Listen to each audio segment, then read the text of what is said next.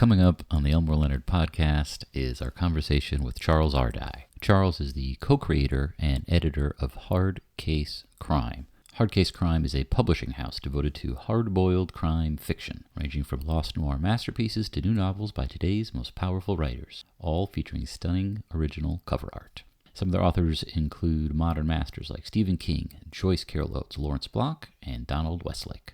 Golden Age giants like Erle Stanley Gardner, James Cain, Ray Bradbury. They never published any of Elmore's work, not for lack of trying, as we will hear, but I wanted to speak with Charles to give us some insight to the publishing business. If you like books, I think you'll enjoy hearing from Charles. Here we go.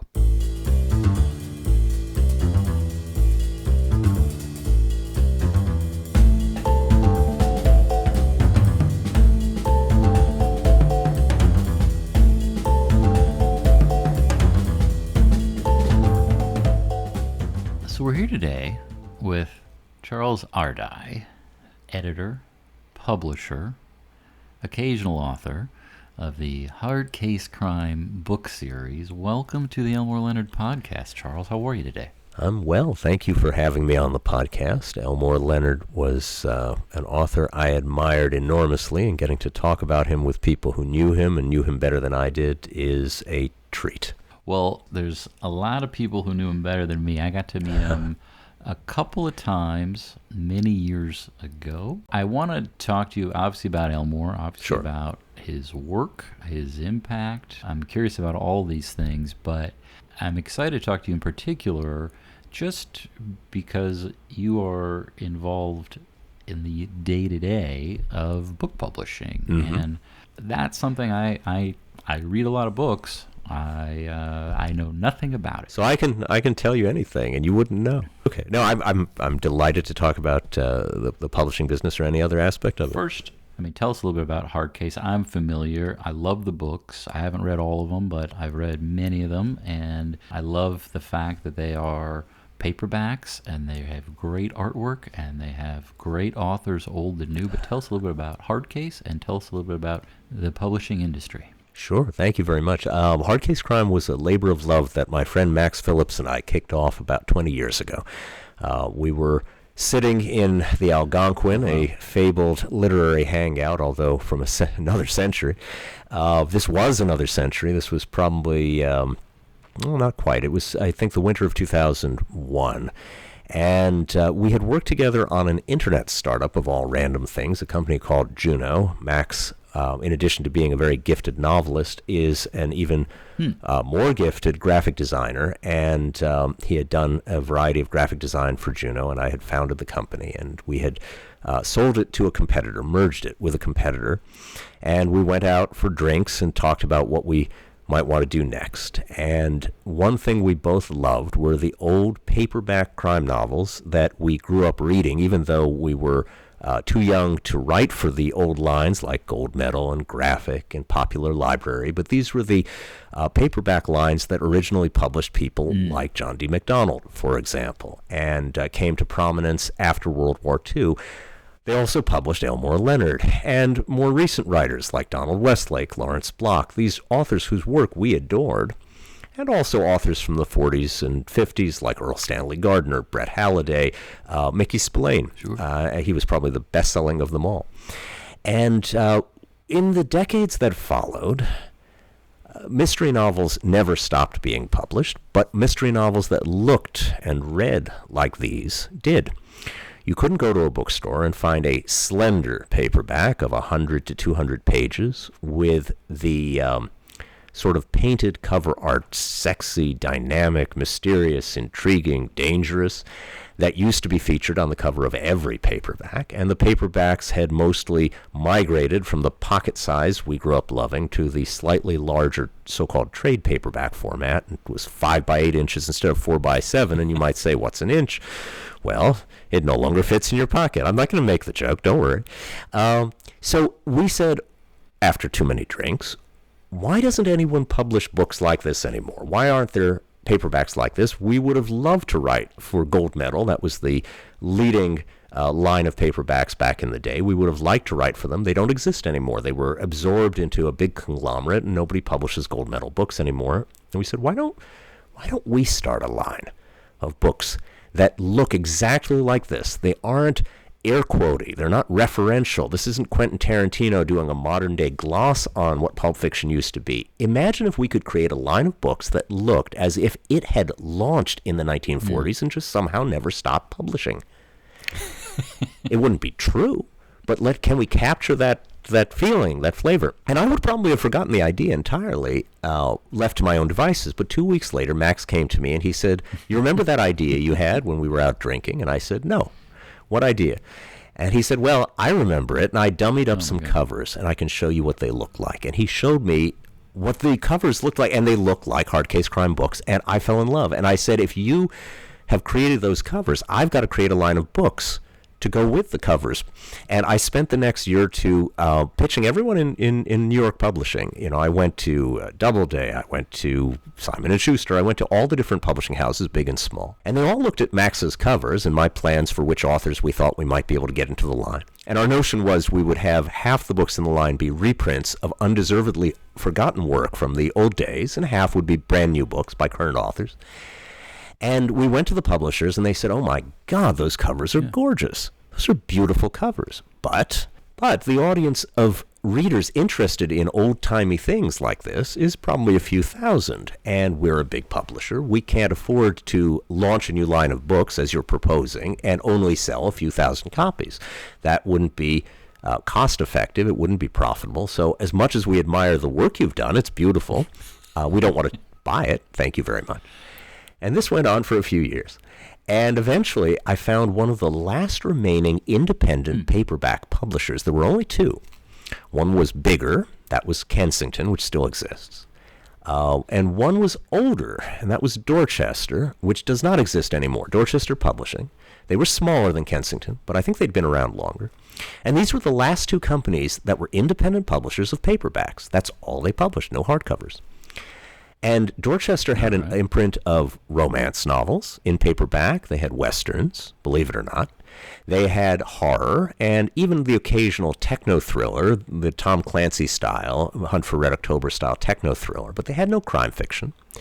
And so I went to them and I said, "Max and I are going to curate a line of crime novels, and you know how to print them and distribute them and get them to stores. And we can bring you a genre you don't have, and you can bring us publishing expertise we don't have. How do you feel about that?"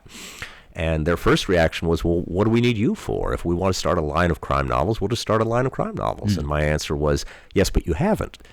And I'm ready to go. And I can hand you a disc." This was before the internet was what it is today, and everything gets sent over the internet, including this interview.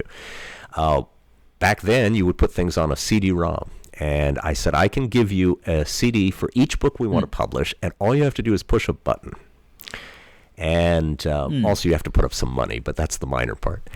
And they said, "Okay, we'll try it. We'll do 6 books." And so Max and I thought that was all it would ever be. We called it Hard Case Crime. Originally, it was going to be called Kingpin Crime, and our reprints were going to be Kingpin Crime Classics, and our original novels would be Kingpin Crime Originals. And the day before we went to register the trademark for Kingpin, Aaron Spelling, you remember him, the TV producer? Aaron Spelling, who made Dynasty and many, many other shows. Sure. Aaron Spelling registered the trademark for Kingpin because he decided he was going to make a miniseries or something called Kingpin about a drug kingpin. And so we couldn't have the trademark for a line of books. Oh, I was thinking about the movie with Bill Murray. Oh, that's a whole other story. And, of course, there's the Marvel character. We didn't even think of that, the Marvel Comics villain, Kingpin. Oh, yeah. So we had to change, and we came up with 5 or 6 other ideas, and Hard Case appealed to us. So Hard Case Crime became the name of the series. The logo, every book has our logo on a ribbon in the upper left corner of a cover, and the logo shows a gun with a crown over it. And that's because Max drew the logo when we were going to be called Kingpin. Crown for Kingpin. There you go. We changed the name, but by God, we liked our logo, and we weren't going to change it. I got a bunch of questions. Sure, go ahead. Now, you'd been working in tech and then sold the company. How did you know how to get something published? Had you ever worked in publishing before? I had. Okay. The sojourn in tech was really the odd part of my resume. It wasn't the publishing.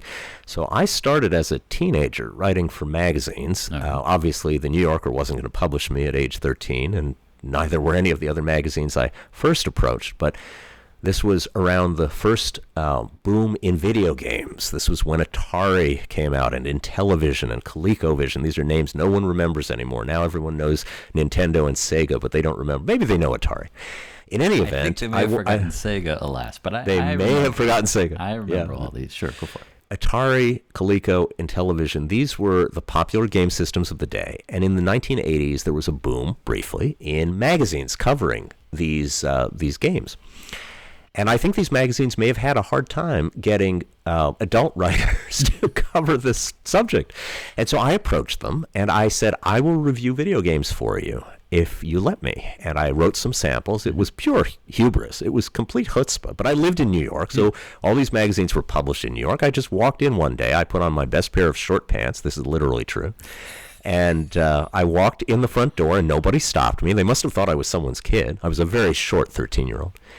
And I walked right up to the editor's office, and he was on the phone at the time, a man named George Kopp, really nice man. And I remember him saying to whoever he was on the phone with, I've got to go. There's some kid in short pants in my doorway.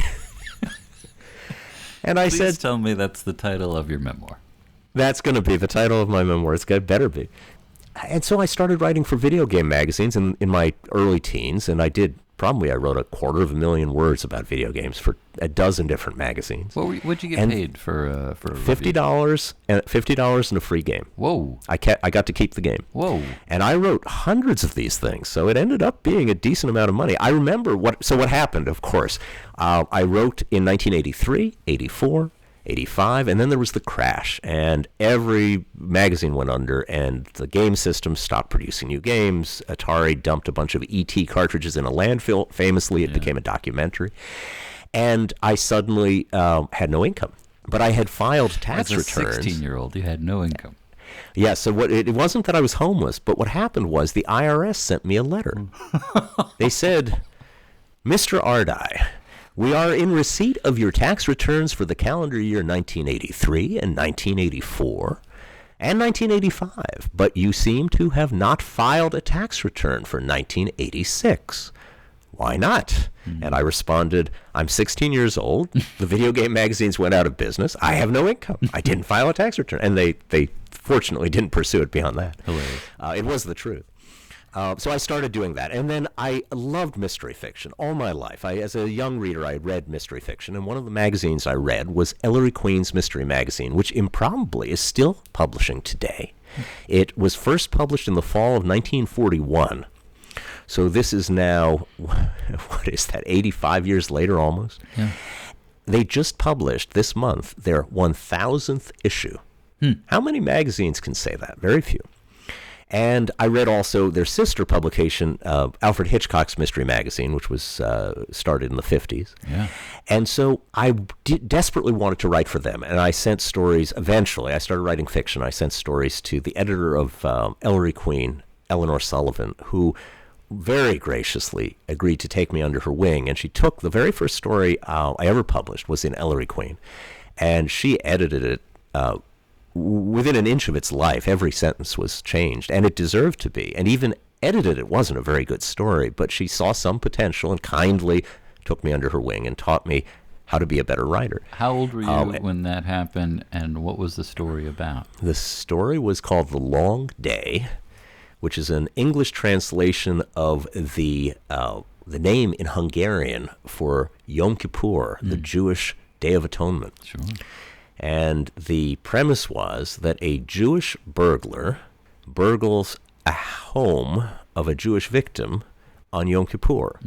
He does this by accident. He calls his victims on the phone to see if they're home before he breaks into their apartments. And if no one answers the phone, he assumes no one's home. But on Yom Kippur, Jews don't answer the phone. And so he breaks into this apartment thinking no one will be there, and in fact the apartment is occupied. This is probably a story I wouldn't write today. There are too many opportunities, too many landmines you can step on. I am Jewish myself, so I have that going for me, I suppose. Same. And but it was a kind of cat and mouse game between the burglar and the victim, and the burglar does not get the best of it. And I published my first collection of short stories just this past year in 2024, and I did not include that story. I mentioned it in the introduction. I didn't include it because it isn't one of the 20 best stories I ever wrote, and I wanted the collection to be the best stories. But I'm still very grateful to Eleanor for buying it and teaching me how to make it better. And she bought my first 3 stories, and then I think the next 4 or 5 went to Alfred Hitchcock. But I started being a writer of fiction for those fiction magazines, which are really the last vestiges of the pulp magazines that the subject of our conversation later, Elmore Leonard started writing for. He got his start writing for pulp magazines, most of which don't exist anymore, but Ellery Queen does, and Hitchcock does. And I was 18. I think I sold the first story when I was 17, and I kept writing all through high school, all through college. I eventually got an internship at the company, Davis Publications, the company that publishes, or used to publish, Ellery Queen and Alfred Hitchcock. They eventually sold them to Dell, and Dell sold them to Penny Press, and that's where they live now. But I got an unpaid internship, and then when I demonstrated I could add value, I eventually was paid $7 an hour. That's a kingly sum when you compare it to $0 an hour, which is what I was making before. Sure. And what I did was edit anthologies. And what happened there was somebody at the company would come up with an idea for an anthology. They'd say things like, how about a book of mystery stories about food? Mm-hmm. How about a book of mystery stories about cats? How about dogs? How about priests? And I would say, because I'd been reading the magazine since I was 7 years old and have a good memory, I would say, oh, cats. I can give you a list of 20 good stories about cats. Mm-hmm. And nobody else there could do that because they hadn't actually been reading this. They hadn't read all the issues of the magazine. I hadn't read all of them, but I'd read a lot. Yeah.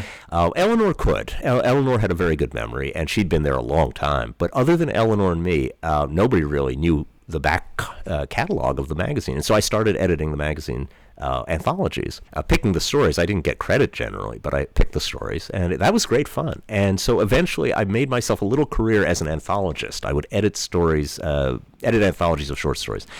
And then eventually I got headhunted away after I graduated from college. Somebody offered me a job to work in a financial company, which I had no interest in. I had no appetite for.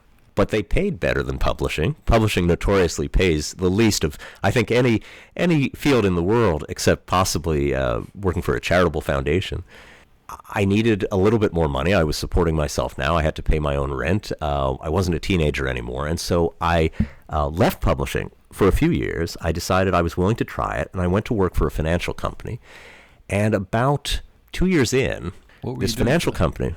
I think when I started, I did recruiting. That was all I was competent to do. I knew nothing about finance, so I had to learn. And while I was learning, I did recruiting. I didn't know much about recruiting either, but at least I couldn't screw things up too badly. I wasn't the one buying and selling millions of shares of stock. I did well at it. It turned out to be something I could do well. But then at one point, the founder of the company came to me and one of my coworkers, and he said to us, the internet is going to be big. I can tell this already. Turned on. The internet has been turned on. He was a computer scientist by training, and he had used the internet since he was a college student, but it had finally reached the point where not just computer scientists were using the internet, but ordinary people were starting to, and he said, I think we should look into businesses that would make use of the internet, that would provide services over the internet.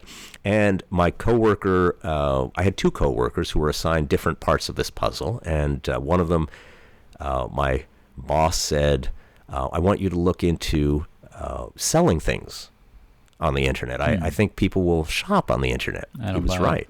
And another one was told, another coworker of mine was told, I think people are going to do personal finance over the internet, banking, and pay their bills. That seemed implausible, right? And then he said to me, what else are people going to do over the internet? You figure it out. And so I did some research, and I came back to him, and I said, you know what? I don't know what anyone else is going to do over the internet in the long run, but right now there's one thing that everyone does, only one, that every single person on the internet does, and that's send and receive email. That's it. It's not glamorous, it's not sexy, but that is the only thing everyone does. What if we gave away email for free? What if we just gave it away? We said, if all you want to do on the internet to start with is email, we're going to make it easy. We're going to do the graphic design in a way that makes it really easy, even if you don't know how to use a computer. And it's completely free. You don't have to pay a penny to use it. This was when America Online was charging $9 a month, $9.99. Sure. And so we started this company called Juno, which gave away free email. That's all you could use it for. You couldn't surf the web, but there really wasn't much web to surf yet. And so you could use Juno for free, and we put ads on the screen to help pay for it. That was the premise. that turned out very nicely. We had several million people using it, and eventually we added web browsing and we added other things. And it grew, and eventually we merged it with a competitor called NetZero, and it was in the wake of that merger that Max Phillips and I, the graphic designer and author, and I sat down and said, what else do we want to do now that we're not doing Juno anymore? By the way, the punchline to this story is the coworker who was assigned to look into online retail was Jeff Bezos. Jeff came to me at one point after he came up with the idea for Amazon. He went back to my boss and his boss and said, I've done a bit of research on this project on your dime, and I won't go do it on my own if you tell me not to, but would you object if I went off and did this on my own? I was bitten by the startup bug, and I really would like to do this as my own business. What do you say? And he said, it's fine. Go do it on your own. You have my blessing. I don't promise we will never compete with you. We might also sell things on the internet, but you go ahead and do that if you want. And he'd only been researching it for a few weeks. And Jeff came to me and said something like, would you like to come out to Seattle with me and work on Amazon? You like books, right? And I said, sure, Jeff, I love books. I know you love books, but this is not a big idea, selling books on the internet. I'm sure you'll sell some books, I'm sure, but this is not a big business. Mm. So don't ever take business advice from me is the punchline. That's fantastic. Well, you seemed like you did okay. I did fine. No complaints. I wouldn't have met my wife. I might have met someone else, but I wouldn't have met my wife if I had gone out to Seattle in 2000. When was it? Let's see. It would have been 2000. It wasn't even 2000. It was 1994. I've lost a decade. It was 1994 that Jeff started Amazon and I started Juno. And I didn't meet my wife until 1995. Oh, well then it's a good thing you stayed put. It is. Now, real quick, yes. and this is just for sure. my own personal curiosity, it was Juno started within this company you were working for or on your own? Did you... We did the original startup work inside the company, and then we spun it off to be its own separate entity. We still, for a long time, were in the same building as the parent company, and all the funding came from the parent company. So it wasn't a very separate business. It wasn't the same kind of entrepreneurial, truly independent startup that Jeff did, where he took no money from anybody initially, some relatives, but that's it. So Juno was incubated inside this financial company, and all the original funding came from this company. And then eventually we brought in investors from outside, including News Corp and Intel and a bunch of venture capitalists. And then we took the company public in '99, and then we merged it with NetZero in 2001. Well done. And yeah, it was an exciting ride. But your question really was, how did I go from being a professional tech guy to being in publishing? And the answer really is, I was a publishing guy all my life. I was a writer, editor all my life. And how did I go from that to being a tech guy? God only knows. It was a random bit of good luck, and I enjoyed it. It was a fun adventure. But when Juno ended, I was very happy to start something new in the field I first loved, which was publishing. And I had this friend, Max, who also loved publishing. So he has since moved out of New York. He lives in Dublin, where he's one of Dublin's most noted type designers. He designs typefaces, fonts, lettering. He's brilliant at it, as you can see from some of the hand lettering he's done for our Hard Case Crime covers, and also non-hand lettering. We have some covers that have used his custom designed fonts, which is fun. And he and I love books, and we were, as I said earlier, we were born too late to write for gold medal ourselves, the way Elmore Leonard did, or Mickey Spillane did, or Ed McBain, or any of these people. But we wished we hadn't been. We regretted that we never got to write the kind of quick and dirty, gripping, high-velocity crime novels that were so popular then, because by the time we got around to it, instead of being 200 pages, books tended to be 400 pages, even though they may only have had enough plot for 200 pages. They tended to have covers that were boring. They had nothing on them but big type. Now, we like type. Max especially loves type. But a cover that has nothing but type isn't sexy. It doesn't make your heart pound faster. And so we said, can we make a line of books that looks and feels and reads like the old paperback novels we grew up reading and we treasure? And the answer turned out to be yes. It took a while to get any publisher to agree to work with us to make it happen. But when Dorchester eventually said yes, we had a 6-book contract, and we said Max would write one, I would write one, we'd find someone else to write a third, and the other 3 would be reprints of old material that had been out of print for decades. And then we'd put our 6 books on our shelf and be proud of them and stop. And that was 20 years ago. And have plenty of Christmas presents to give to all your friends and family. That's right. Boxes of unsold books that we could give to our friends. And then what happened was the first 6 did pretty well. The covers really were what sold the books. Sure. And the covers were what got us coverage, no pun intended, in every newspaper, every magazine, from the Christian Science Monitor to Playboy, from Reader's Digest to the New York Times. Everyone covered our new launch of books because no one had seen books that looked like this for decades.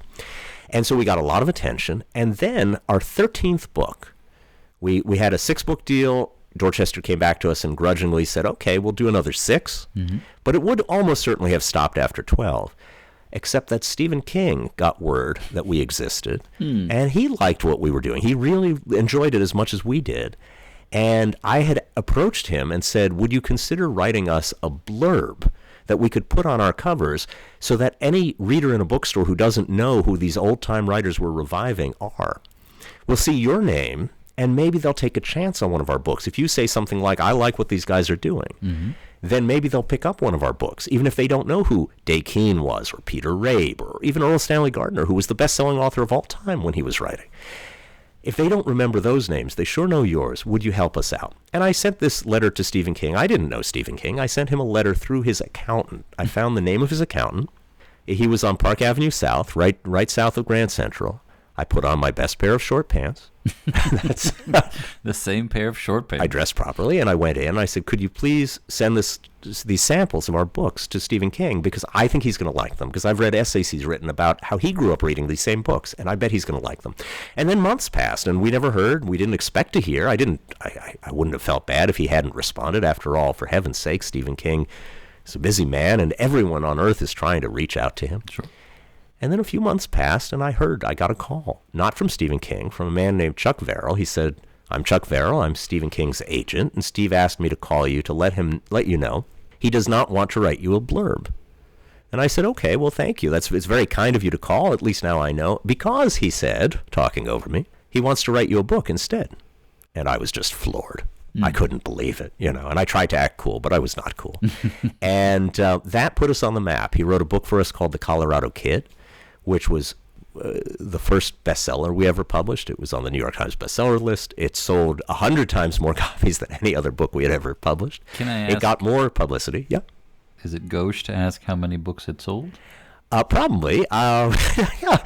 I have never revealed, but I can tell you that Stephen King is one of the best-selling authors in the world, and his books probably sell north of 1 million copies every time. I don't know if that's true. It might not literally be true every time, but I think it's generally true. And we've published 2 other books with Stephen King. Yeah. And his books are by far the best-selling books we've published ever, even though we've also published Michael Crichton, who's very much a best-selling writer, even though we've published Gore Vidal. We've published James M. Cain, who wrote The Postman Always Rings Twice, and it was a never-before-published book, Lost. And we found it, and we brought it into print. And those also sold very well. But by far the best is Stephen King. So out of respect for his privacy, I won't share the exact numbers, but rest assured it is an order of magnitude, actually 2 orders of magnitude more than any other writer out there. I imagine J.K. Rowling sells similarly, and probably Dan Brown, or did in his Da Vinci Code heyday. And maybe Elmore Leonard. We'll talk about that. But Steve put us on the map, and he's a very kind, very generous person. That he did it at all, and then that he came back and did it twice more. I am floored by his kindness and his generosity, and I've tried to do well by him ever since. And that's why Hard Case Crime still exists. 20 years on, the fact that we were able to publish 3 best-selling books by Stephen King has given us the license on life to also publish the work of authors who sell less well, but whose books are truly wonderful, and that Steve also would like to see out in stores and supported and read. He's obviously a huge believer in what you're doing, and not just but how you're doing it. So it's a real compliment. And a fan of this kind of book. And he's a big fan of Elmore Leonard. We will get back to Elmore Leonard. We should talk about Elmore Leonard. I'm kind of fascinated. I do, just to put a button on my question. So when you started to make the rounds and try to get Hard Case going, you knew what you were doing. You weren't starting from scratch. That's true. I had put together books before. I knew how to put together a book. I never printed a book. I never had to be the one to deal with buying paper and ink and time on a press. I never had to be the one who went and met with bookstores and tried to persuade them that they should order copies of this book instead of somebody else's. Those were the areas where I needed help, and that's why we partnered with an existing publishing company. But I did know how to edit a book. I knew how to write a book. I'd actually never written a novel before, but I knew how to write. And so the first novel I wrote for Hard Case Crime, Little Girl Lost, under the fake name Richard Alias. That was, in fact, my first novel. People sometimes ask how it's pronounced because it's spelled Aleas. The reason it's spelled that way is because it's an anagram of Charles Ardai, and I didn't have another I in my name, so I had to spell it Aleas.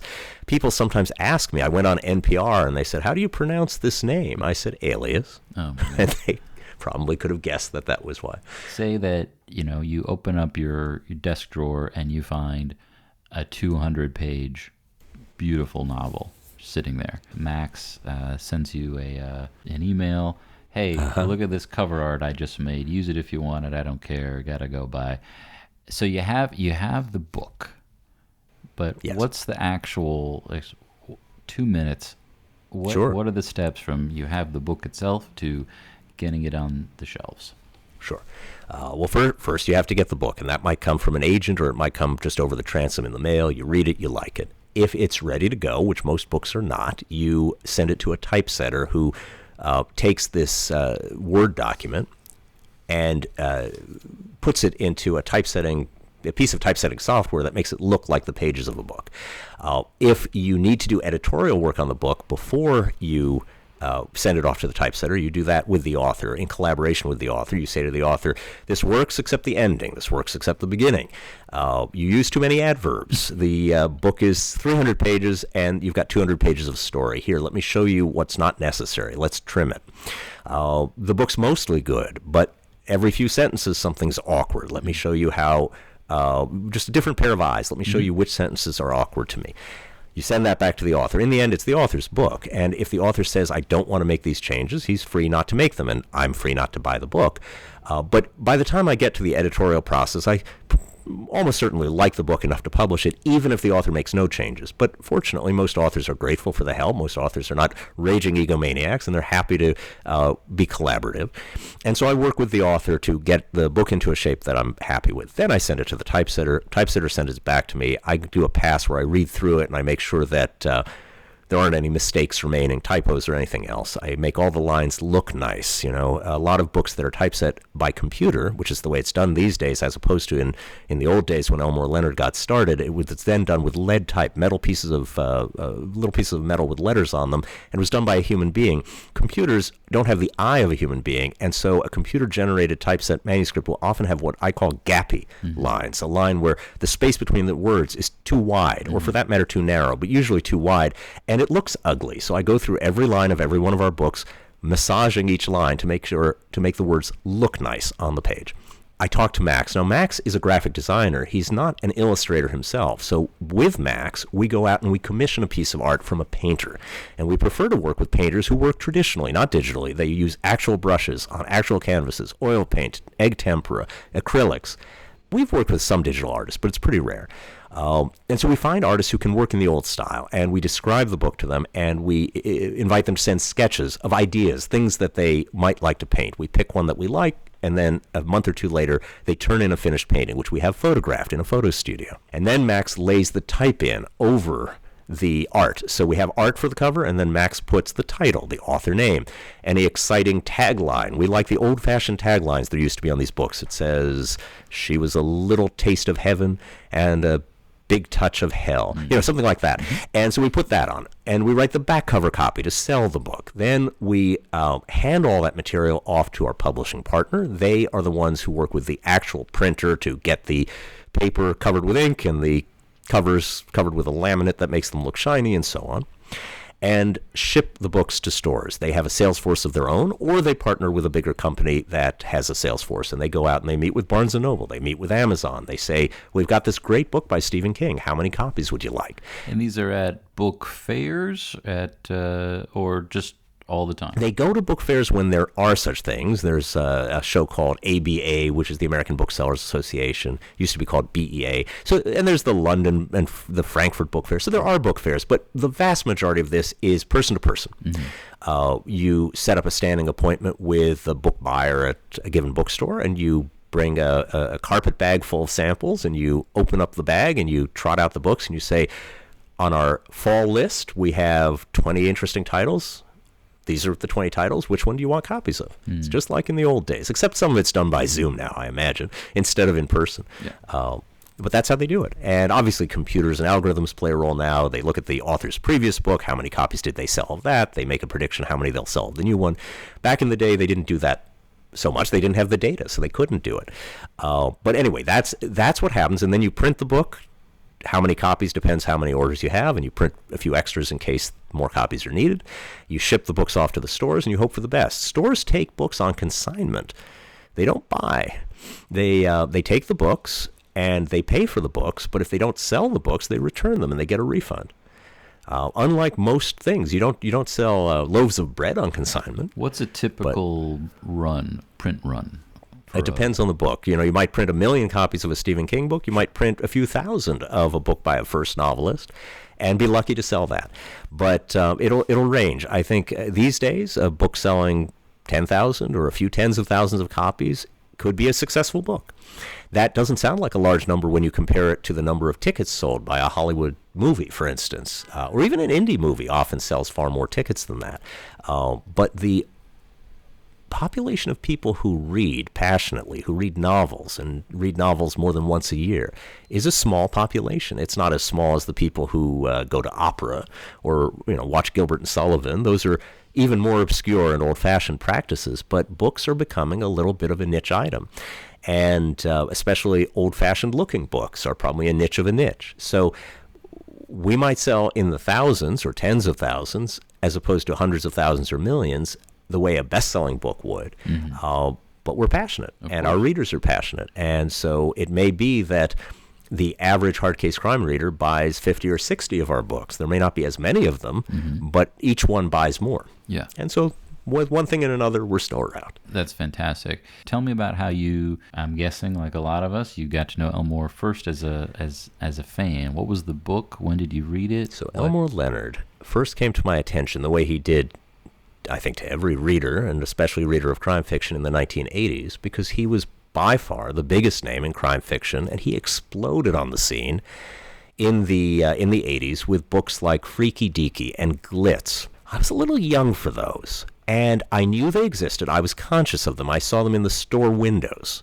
and I saw them advertised, but I didn't pick them up. They felt more adult than I was interested in. I don't remember what year each of those were. I think they were probably 83, 84, 85, something like that. So I was 13, 14, 15 years old. I was reading crime fiction already. I was reading people like Lawrence Block, but for whatever reason, I didn't pick up Elmore Leonard. So my first encounter with Elmore Leonard was knowing his name, knowing he was a big deal. He was a major author, but I didn't read the books. Years pass. I am sitting in my office down the hall from Max Phillips. Max Phillips, who I would later start Hard Case Crime with. But it was before Hard Case Crime. We were just co-workers working on this tech business, and we would trade books back and forth. I'd give him a book by Raymond Chandler. He'd give me a book by Dashiell Hammett. And one day he came to me and he said, "You've got to read this." And he handed me a little pocket-sized paperback edition of a book called Swag by Elmore Leonard. Now, I knew the name Elmore Leonard. I'd never read him. I never heard of this book, Swag, which was published sometime in the 70s. I read it. I took it home, and it was like stepping into a swimming pool on a hot summer day. It felt that transformational I had never read any writer who wrote like this. I had never read dialogue like this. I had never read a crackling plot quite like this. Very different from Chandler. Very different from Hammett. Very similar in some ways to Lawrence Block, but different in subtle ways. And I had never read anything quite like this, and I fell in love with it. I thought Swag was phenomenal. And I went back and I said, what else have you got? And he handed me Gold Coast. And I read that. And he handed me The Switch. And I read that. And then I read Stick. Now, one interesting thing is, these were the shorter books. These were the books that were more hard case crime-like. Hard case crime didn't exist yet. But these were the kinds of books that later inspired us to start hard case crime. Later in Leonard's career, he started writing bigger books, more international in some cases, more cinematic. Is that fair to say? They were always cinematic, but somehow they felt more Hollywood, whereas the early ones felt almost down and dirty in a really good way. They reminded me later, when I went on to read some of these other authors, they reminded me of David Goodis, Jim Thompson, Charles Williams, these writers of paperback originals from the 50s and 60s, who were writing for a living at a fierce pace. They didn't have time to write revisions, these guys. And they wrote about tough men and devious women, getting each other into trouble and out of trouble, sometimes dying horribly, sometimes. And the books were just magnetic. And I'd never read anyone who did it better than Leonard.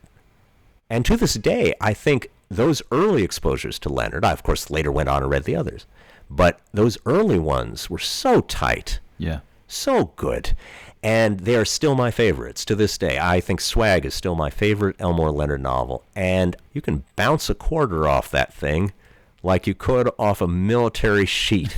What I love about it is not just the prose, it's the characters and the way you step into the mind, into the life of a professional criminal who's a professional in the same way that a professional baker is a professional baker. It's somebody who has a line of work. He does it the best he can. Some expertise. He doesn't want to screw up. He has some expertise, that's right. He has friends who do it better or worse, and they get him into trouble or don't. But it suggests that crime is just another way of making a living, another way of passing the time of day. And I love that. I thought that was wonderful. You know, these weren't villains, these criminals. I mean, some of them were. Some were, yeah, sure. Some were. But the main characters, the protagonists, were criminals. These weren't detective stories. These weren't police stories. These were crime stories. And I just thought they were great. And I thought in Swag, I think Swag is the one where the criminal main character has a list of rules for how to do his job right. I thought that was great. I just fell in love with it. So anyway, that's where I first was exposed to Elmore Leonard. Then I met him. He came to New York to do book signings in various bookstores, and I would stop by and I'd say hello, and I'd say I was an aspiring writer, and you know, he would pass 2 sentences with me. That was about the extent of it. And then, aside from meeting him in those ways, very much in passing, I reached out to him when we started Hard Case Crime, and I said, "Your books inspired this. They're not the only ones that inspired us, but they're among the ones. And I would love it if we could publish one of your books. I really would. Now, I know that most of your books are in print through HarperCollins, but not all of them. I did the research. 2 of them are not in print. The 2 that are not in print at the time, they were the 2 with numbers in their name, 52 Pickup and Unknown Man number 89. I don't know why, but those were the 2. What do you think? Could I reprint those? And his answer was no, you can't reprint those because I'm sure HarperCollins will bring them out again. And in fact, they did. Later, I found out that the Moonshine War, one of his earliest, his earliest novels were Westerns, but one of his earliest non-Western novels, and it really was a transitional book because in many ways, the Moonshiners really were Western-like characters. Sure. I found out that was out of print. And I approached him about that, and he again said no, which is fine. Many people said no. Can't get a yes every time. But in the context of that correspondence, it wasn't much, a few letters back and forth. He encouraged me. You know, he said, I like these books. I asked, what other books? If I can't have one of yours, can you recommend any? And he said he liked John D. MacDonald, and I mentioned we were talking to the estate of Erle Stanley Gardner, who was famous for Perry Mason, but I didn't like Perry Mason as much as I liked the private eye novels he wrote about a pair called Cool and Lamb. Bertha Cool, a female, a vulgar female detective, greedy, who partnered with a very brainy, disbarred lawyer named Donald Lamb. Donald Lamb was played by Frank Sinatra on the radio back in the day, and Art Carney on television briefly. In any event, Donald Lamb and Bertha Cool, and I love those books. And Elmore Leonard also said he wrote me a letter once saying, yeah, I like the Bertha Cool, Donald Lamb books much more than the Perry Masons. The Perry Masons weren't bad, but they were a little boring to me as a reader. But I loved Bertha Cool and Donald Lamb. So anyway, I had a bit of a correspondence with Elmore Leonard, and he was encouraging and kind. His notes were always extremely short. These were not many pages long, but it was a treat to get an envelope in the mail, and I enjoyed it. And that was it. We started Hard Case Crime. I think I might have sent him some samples of our books, but we didn't have much contact after that, except waving at a later book signing. We have some friends in common. Otto Penzler, the owner of the Mysterious Bookshop, is a mutual friend. But we certainly didn't become close. And then the only other connection was at one point there was a book club that I was involved with, and we sent him photos of all the people in the book club reading his books, and he got HarperCollins to send us a giant box of every book he had ever written in their new Chip Kidd designed editions. Oh, wow. We handed them out to people in the book club and took photos of them reading it, and it was fun. There was something about those early ones that had a particular place in my heart and a particular spark for me, and Sure. I'm just so grateful that I got exposed to those. In the same way, I think he got exposed to MacDonald, who predated him by a few years, and that helped him make the transition from Western to crime. You know, he in turn inspired me, and he inspired Hard Case Crime, and we in turn, hopefully, even without presenting his books, presenting this a similar style of book, are inspiring another generation. And 20 years from now, somebody else will write what I will think of, if I'm still alive, as an Elmore Leonard type book. And I have to say, his influence has continued to this day, even though he's now dead many years. Mm-hmm.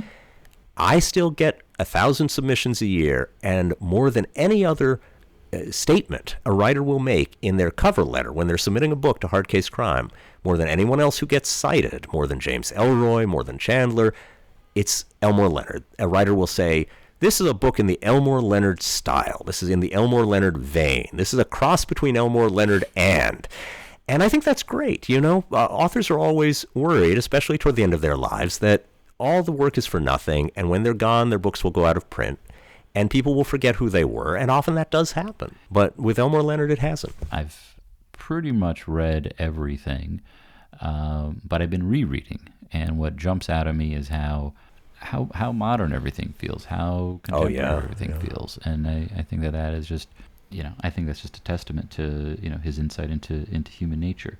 I'm curious, when people say that they're writing in the Elmore Leonard style, I know what I think of as the Elmore Leonard style, but what do you think they tended to think of? What do you think it was that they were aspiring to by saying that? I think writers, when they say they are working in Leonard style, mean sharp dialogue, comical, but not exaggeratedly comical events, often a little bit gonzo in the sense that you have characters who are a little bit improbable and over the top in their behavior. But what I think a lot of them actually mean, if they're being honest about it, is that they're writing in Tarantino style. I think they are envisioning Samuel L. Jackson going off on profane rants, and there's nothing wrong with that. That's also a great style. Sure. And of course, Elmore Leonard and Tarantino did overlap. Of course. They overlapped on Jackie Brown, but even beyond that, Tarantino was inspired by Elmore Leonard, and a lot of his early movies have a Leonard-like flavor to them. But I think people are writing Tarantino movies on the page and describing it as Leonard, which is not completely inaccurate, but it's not precisely right either. But I think it's the coolness, it's the It's the back and forth banter. It's dialogue, often without attribution, where you just have line following line in the sort of George Higgins model or the Elmore Leonard model. The focus is on criminals rather than on people trying to catch criminals, generally. You are not given the sense that the narrator is judgmental about what the criminals do. It's a variety of bad people doing bad things to each other and slightly less bad people who nevertheless are engaged in criminal pursuits. And you are given a peek into this world of crime that most people in their real lives would not want to observe from too close up. And I think that's the Elmore Leonard world.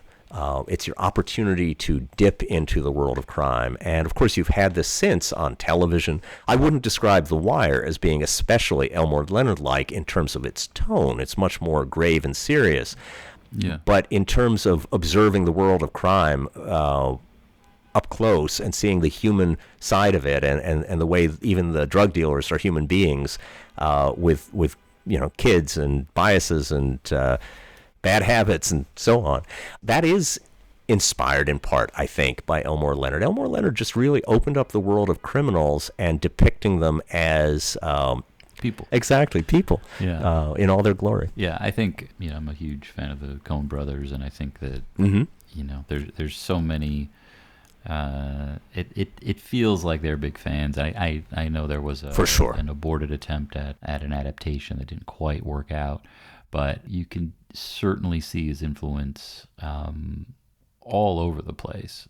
There's a whole generation of readers and writers and filmmakers who grew up on Elmore Leonard, and he, in the vein of Dorothy stepping out of sepia-toned Kansas into Technicolor Oz, he opened the door into a world of sometimes flamboyant, sometimes outrageous, sometimes just idiosyncratic and interesting people who are engaged in activities you find fascinating but would only want to be exposed to on the page or on the screen.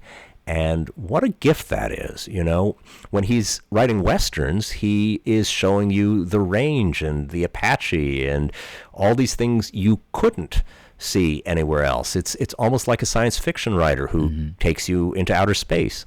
Well, you think that writing contemporary fiction set in the real world wouldn't be like that, but it is in the case of Elmore Leonard. He's not Philip Roth. He's not writing a story about somebody whose day involves waking up on the Upper West Side and going into Zabar's and ordering fish. And I think he's giving you a taste of another universe just as much as Isaac Asimov did or Louis L'Amour did, or he did himself when writing Westerns. It's just that this alternate world is a world of criminals doing each other dirt. He makes people sound like they are really talking. You read the words on the page, and they don't have the stilted, stiff, artificial, or formal quality that writing used to have, and crime writing used to have. And although the slang has probably dated, I haven't read some of these books for a long time, and probably the 1970s books will feel more like the 1970s than the 2020s, and of course you won't have the internet and cell phones and so on. Nevertheless, what you do have is people leaving out the parts of speech that people actually leave out when they talk to each other, and so sounding like actual people talking. That's the most striking thing for me. He also had interesting plot twists, but other people have interesting plot twists. He had some sense of irony that is particularly well suited to crime stories. True, but so do other people. But an Elmore Leonard sentence sounds like nobody else's sentence of dialogue. His narration was also quite good, but his dialogue, he'll surprise you with something that sounds just right when you read it, but you would never have thought of yourself. And this is the work of a poet. It is the right word, as the French say, le mot juste. And he would come up with the right word, the right phrase, the way people actually say things. And when you read it, your eyes light up with a look of recognition because your inner ear processes the words, and they sound right. They sound genuine. When I'm writing now, when I write crime fiction, when I write comic books, which I do, something else I have in common with Leonard, because he wrote, early in his career, he wrote a Western comic strip, although I don't think it ever got drawn. When I write dialogue, it has a function. Each line has a functional purpose. What's the piece of information I'm trying to get from one character to another or from the characters to the reader? But I try very hard to say it in as few words as possible, and only those words that a person naturally would speak if trying to convey this information. And that's harder than it looks. And the easiest thing in the world is to have a character say, I went to the store to, buy 2 eggs, but they were out of eggs. And in practice, if you were saying that to your wife or your girlfriend or your uncle, you wouldn't say it. You wouldn't use all those words. You would say something much shorter and punchier and probably obscene, and it would be true. It would have verisimilitude. And so that's that, if I have to put it in one word, which I learned in 7th grade from my English teacher, Rosemary Laster, who later went on to a career as a real estate broker. Oh. The word was verisimilitude. Truth to felt life. When I read an Elmore sentence of dialogue, it sounds like a real person, and I wish I could do it half as well as he does. But he did it 10 times better than anyone. Yeah. One last question. Elmore's archives are at the University of South Carolina, and one of the reasons he chose South Carolina, I'm told, is because of his admiration for Hemingway and George V. Higgins, who wrote Friend of Betty Coyle, and other writers he held in great esteem. A journalist who comes up often is Richard Harding Davis. He quotes him a lot in, I believe, both Cuba Libre and The Hot Kid. I'll completely disagree. I do love the historical stuff. Yeah. But what do you think he learned from them, and how do you think they impacted his style? I think he learned concision from Hemingway, certainly. And from Higgins, he said himself, I think in interviews, he learned this business of making dialogue sound like people really talking, and the ability to convey more information through dialogue than is actually said in dialogue. How a sentence can ostensibly say something very limited and actually say something very significant because you read between the lines, because you know what a person saying those words would actually mean by them. And so he learned that, I think, from Higgins, although my own feeling is that he became better than Higgins ever was at it. I know there are some people who have said that Higgins had more depth and that Leonard was more of an entertainer, and I understand what they're getting at. Higgins had a purpose behind his writing and tried very hard to make certain points, and sometimes Leonard's books feel a little bit more like mere entertainment, and I say mere with quotes around it because I don't think there's any better occupation for a writer than to entertain, and Elmore Leonard's books definitely do entertain, and frankly so do Higgins's, but I personally enjoy Leonard's more than Higgins. But he definitely was inspired by Higgins, and Hemingway also told more between the lines than he put in the lines, and I know Leonard cared a great deal about following that model. I've looked at some of Higgins's papers. Elmore's biographer, Chad Cushins, who wrote a wonderful biography that's coming out, I think, relatively soon, also found some of Higgins's papers in the course of his work on Leonard, and shared some of them with me, and I had a chance to read some of Higgins's unpublished books and enjoyed that very much. Oh my God! But I think Higgins published the right subset of the books he wrote because they were better, and I think Leonard probably at this point everything he ever wrote has been published, and I can't point to one of those books that I thought shouldn't have been. So I think in some ways the student exceeded the master, in this example. And in fact, I find Leonard's books more satisfying often than Hemingway's. Obviously, Hemingway was an enormously gifted writer, and his best work is outstanding. But I find a narrative drive in the best of Elmore Leonard that even Hemingway doesn't have.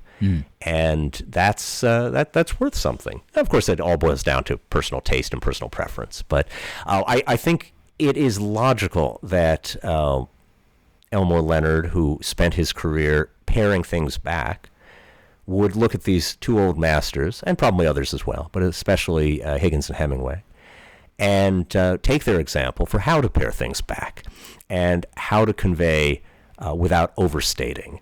You know, Leonard's famous 10 rules of writing, which I couldn't quote to you, include removing adverbs and not overusing exclamation points, by which he really meant not using exclamation points, and not putting in the parts people skip. It's all about telling your story with maximum economy of language. You know, your tool is the English language, but that doesn't mean you have to use it excessively. You know, if you're writing a symphony, you put in the notes that are right. You don't fill the staff paper with as many notes as you possibly can. Right. In some ways, I said reading that first Elmore Leonard book was like stepping into a cool swimming pool on a hot day. It was also like the first time I ever heard Rhapsody in Blue. Right? You maybe you've heard some George Gershwin songs in passing, didn't pay attention to them. And then you hear Rhapsody in Blue, and it's like nothing else you've ever heard. This is a transformational piece of music. It takes classical music, high art music, and it brings the American idiom into it. And sure, there were progenitors, and sure, you can point to things that were similar to Scott Joplin and so on. But the bottom line is, the first time you hear Rhapsody in Blue, your life has changed. It's different. And the first time you read Elmore Leonard, your life has changed. It's different. Somebody has done something with a book that hadn't been done before in a style that you haven't read before. And I'll forever be grateful to any writer who does that for me. Leonard's not the only one, you know. The first time I read Kurt Vonnegut. But how many writers are there that have that strikingly original vision and style that allows you to be able to tell at a glance from reading one page of their work who the author is? And so I relish my shelf of Leonard, and I relish my shelf of Vonnegut. And Chandler, to stay in the crime genre, Raymond Chandler was like nobody else. And you can have read 1,000 detective stories. When you read Philip Marlowe for the first time, when you read The Big Sleep, you know you've read something special.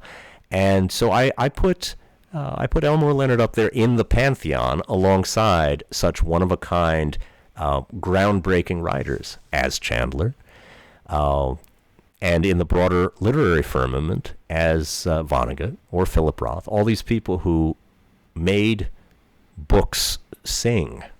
Is there a particular character of Elmore's that jumps out at you more than most? For me, I'll just throw it out there. I mean, you mentioned Freaky Deaky. Donnell Lewis is he is. I mean, I love Rubin as well, but there is just something about him that it's so perfect and so great and so interesting. And there's everything he does is so evocative. Everything he says is so evocative. Is there a character that I'm going to disappoint you here because I'm going to try very hard not to, but I'm going to disappoint you here by saying there isn't.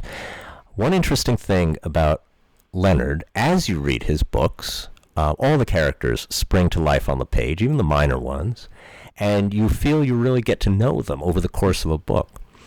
But Leonard is one of those writers, unlike, for instance, Chandler, where you really fall in love with Marlowe, or Conan Doyle, where if you like the Sherlock Holmes stories, you want more Sherlock Holmes stories. Elmore Leonard's one of the writers where I am just as happy to meet a new character he's introducing me to as I am to see any old friend. Now, it's interesting that he does go back and bring old friends back in book after book. He doesn't have a series character the way Chandler had Marlowe, but he has characters who make return appearances, Karen Sisko and, Ray Land, who got a title named after him. And Stick came back, and a number of others. But as much as I enjoy seeing those familiar faces, it's almost the pleasure of an Easter egg. Oh, I remember him. And I don't enjoy seeing them any more than I enjoy seeing the one-timers, like Maximum Bob, who I think only shows up in one book, as far as I can recall. And I think even though Leonard said himself that he never started with plot. He started with character, and the plot just worked itself out as he wrote about the characters. I actually agree. I don't read Elmore Leonard's books primarily for the plot. It's not like a locked room mystery by John Dixon Carr where the only reason you're reading is the cleverness of the puzzle. It's not like that. But what I like is getting a guided tour by Elmore of whatever neighborhood he has chosen to visit in a given book. I know I'm in for a good time. I know I'm going to meet fascinating people, and I'm going to be entertained. And I can't point to a single character who stands out more than another. Now, if I undertake the exercise, which I probably should do at some point, of reading all the books again, back to back, I probably would be able to make a master list of my 10 favorite characters, and someone would be number one. But thinking back over the body of work, as we're doing now in the context of an interview, I look at these books and remember all the pleasures they gave. But I can't point to one character that makes me think, oh, I wish there were another book about him. I'm sorry that he wrote about all these other people, because if he had just given up book X, whatever that was, if instead of, if instead of the book he wrote in 1995, he had written another book about this person, I would be a happier person. That's not true. I wouldn't be any happier. I'm happy with what he chose to write. Right. So it's a little bit more like going to a restaurant where you trust the chef. I'm not going for a particular menu item, a particular dish. I'm going because I know I like how this man cooks. I would go to Kraft any night of the week because I like what Tom Colicchio cooks. And he can cook me any meat, any fish, any grain, any fruit, and I know I'm going to be in for a good meal. And that's what Elmore Leonard was for me. He was the chef of a Michelin-starred restaurant, and he could just cook me anything. I believe, like you, I am lucky enough to have read an advanced copy of C.M. Cushion's biography of Elmore Leonard. And one of the people that jumps out as having been really instrumental in Elmore's career was Marguerite Harper. And I'm just curious if you could, obviously everybody go get the book. It's on sale. I don't think it's on sale until October, till Elmore's birthday. So this will probably come out before then. But tell us a little bit about Marguerite and, sure, and what she specialized in, and who else she worked with, and just tell us a little bit about this lady who helped support this great author of ours. Yeah, so Marguerite was a literary agent, and I think she rarely did what she did with Elmore Leonard, but she found him in the pulp magazines. She read an issue of a magazine of Western stories that Leonard had contributed a novelette to, and she liked it and wrote to the editor saying, this guy, who may in fact have been writing under a pseudonym at the time, I don't remember, this guy is good, can you put me in touch with him? And she said, if you can write more stories this good or better, I can place them for you. And he signed on with her, and for the next decade or so, she was his agent, and she did in fact place his work, but she did more than place his work, and a good agent will do more. A good agent will help tailor an author's career, and so she gave him advice on what sorts of stories to write and what kinds of markets to try to write for. There were what were called the slicks. These were publications like the Saturday Evening Post and Collier's that published a theoretically higher quality story, and they were printed on slick paper rather than pulp paper, and the magazines had a higher cover price, and they lasted longer and got more attention. And she succeeded in getting Leonard to write some stories that appealed to the slicks. Still, most of his short stories appeared in the pulps. But she managed to place his stories in a variety of markets, and then encouraged him to start writing novels, full-length novels. So a novelette might be 10,000 words, a novella might be 25, but a novel was typically 50 or 60 or 70,000 words.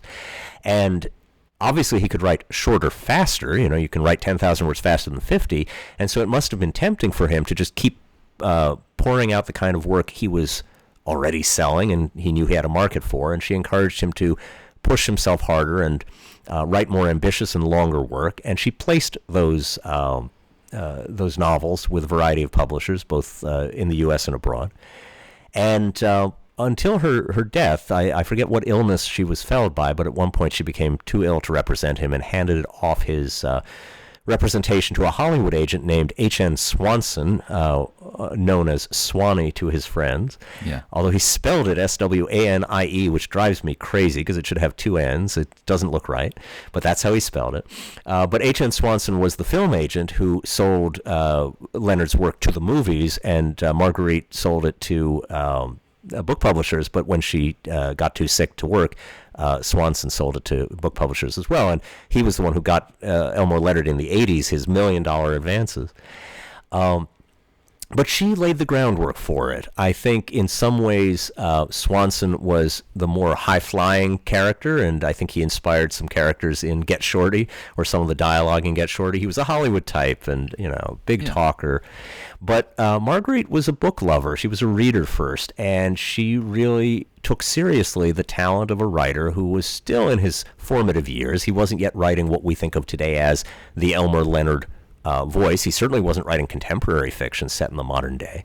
And she helped nudge him in that direction, as she did other writers. I know she represented some quite famous authors, but for some reason they're not coming to mind. Do you remember who they were? I don't want to say Nelson Algren. That's not right. But who else did she represent? It wasn't Higgins. I could look it up. But I don't know off the top of my head. I should have looked it up, but I don't. It's in the biography, and I read it as recently as just a few days ago. So I ought to know the answer to this question, but I don't remember. But she did represent a number of really quite successful writers, and Elmore Leonard may eventually have been the most successful of them all, but she didn't live to see it. So she was a bit like Moses, who can reach the border of the promised land but not set foot across it. So I don't think Elmore Leonard would have had the career he had without Marguerite, but she didn't get to see it reach its full flower, and it's kind of a shame. But I think he, from all signs, looking at the comments he made and interviews and so on, I think he respected her a great deal and appreciated the boost that he gave her. It's interesting. He had the era in the 50s and 60s, early 60s, when he was writing westerns, and then that dried up. The western market pretty much died, and he went for several years back into the advertising industry, where he was a copywriter for ads, often for car companies and that sort of thing. And I think he spent 5 or 6 years not writing any fiction. And then he came back. But there was a period where he just stopped writing fiction, and I think it was toward the end of Marguerite's life, and she would send him letters, according to the biography, saying things like, when are you going to write again? Mm-hmm. When are you going to write again? And eventually he did, but I think that kind of kick in the pants is the sort of thing that an agent or an editor can give. I have some writers who are brilliant and have written wonderful books, but not enough of them, and I'll send them emails sometimes, and I'm always struggling with how to say, where's your next book? Because you don't want to be a nag, and you don't want to stifle inspiration by coming on too hard. But on the other hand, you've got a writer who's got real talent and could produce some wonderful books, and years are precious. A book takes a year to write. Even somebody as fast as Elmore Leonard took months, and most writers are not that fast. So in the average career, a writer won't write 37 books like Elmore Leonard. I don't know if it's exactly 37, but it's something like that. I think it's 47. Oh, maybe it's even 47. Yeah. But maybe it's 45. That, it's in the 40s. It's in the low dozens, plus the short stories. So most writers won't even write that number. But even if you write 40, that's a small number. That's not the number of cards in a deck. And so each idea you pursue as a writer is precious, and each year you pass without writing is a book the world will never read.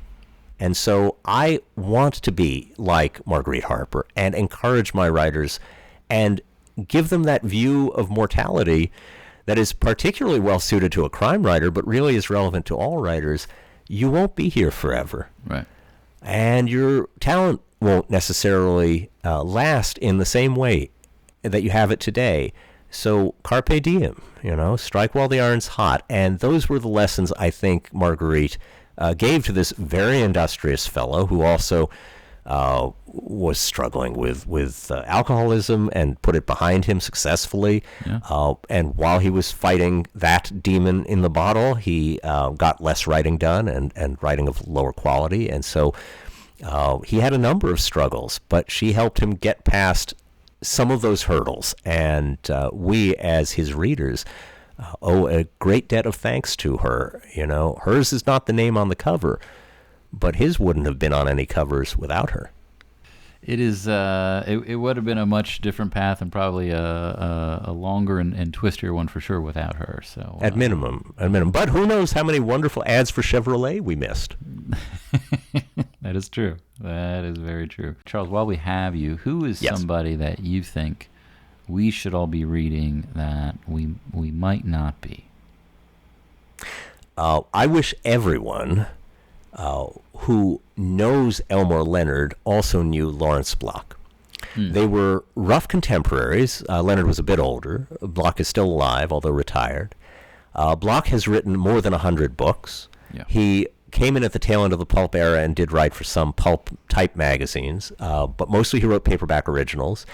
And his most famous books have been turned into movies, like A Walk Among the Tombstones, with a script by Scott Frank, the same Scott Frank who wrote Get Shorty and Out of Sight.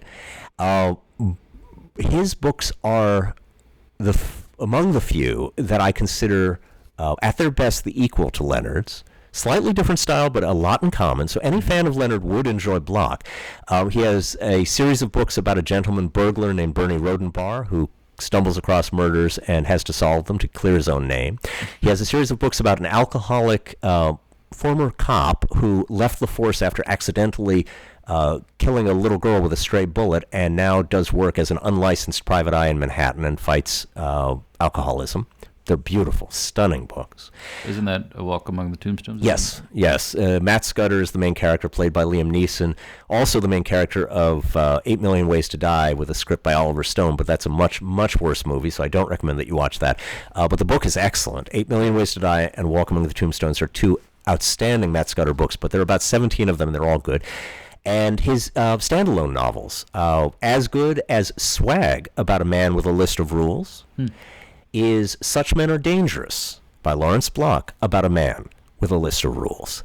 And his standalone novels, several of which we've published in Hard Case Crime, which you can find on hardcasecrime.com, several of his standalone novels, which don't have series characters, read like vintage Elmore Leonard, and I would very strongly recommend that, because you will never have another Elmore Leonard book to read. You will never have a new Elmore Leonard book to read if you've read them all.